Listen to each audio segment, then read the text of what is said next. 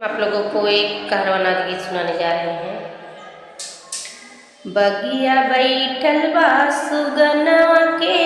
उड़ावन नदी, बगिया बैठल बा सुगनवा के उड़ावन नदी, के उड़ावन नदी, के उड़ावन नदी, बगिया बैठल बा सुगनवा के उड़ावन नदी, बगिया बैठल बा सुगनवा के उड़ावन नदी। सोने की थाली में जेवना बनाए, सोने की थाली में जेवना बनाए, हमसे रूठल बा बलमुआ तनि मनावन नदी, हमसे रूठल बा बलमुआ तनि मनावन नदी, बगिया बैठल बा सुगनवा के उड़ावन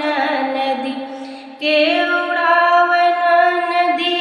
के उड़ावन नदी, बगिया बैठल बा सुगनवा के उड़ावन नदी, बगिया बैठल बा सुगनवा के उड़ावन नदी। गंगा जमुनवा से जल भरी लाए, गंगा जमुनवा से जल भरी लाए, जल भरी लाए हो जल भरी लाए,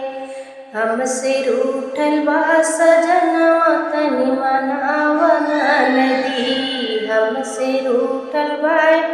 बलमुआ तनि मनावन नदी, बगिया बैठल बा सुगनवा के उड़ावन नदी, के उड़ावन नदी, के उड़ावन नदी, बगिया बैठल बा सुगनवा के उड़ावन नदी,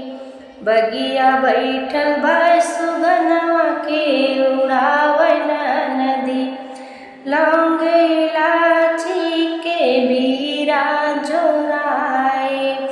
बीरा जोराए हो बीरा जोराए, हमसे रूठल बा बलमुआ तनि मनावन नदी,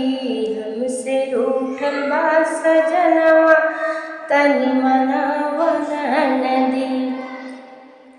बगिया बैठल बा सुगनवा तनि उड़ावन नदी, बगिया बैठल बा सुगनवा तनि उड़ावन नदी, तनि उड़ावन नदी, तनि उड़ावन नदी, बगिया बैठल बा सुगनवा तनि उड़ावन नदी। फूल ही चुनी चुनी सेज लगाए, फूल ही चुनी चुनी सेज सजाए, हमसे रूठल बा सजनवा तनि मनावन नदी, हमसे रूठल बा सजनवा तनि मनावन नदी, बगिया बैठल बा सुगनवा तनि उड़ावन नदी, बगिया बैठल बा सुगनवा तनि उड़ावन नदी, के उड़ावन नदी, के उड़ावन नदी, बगिया बैठल बा सुगनवा के उड़ावन नदी,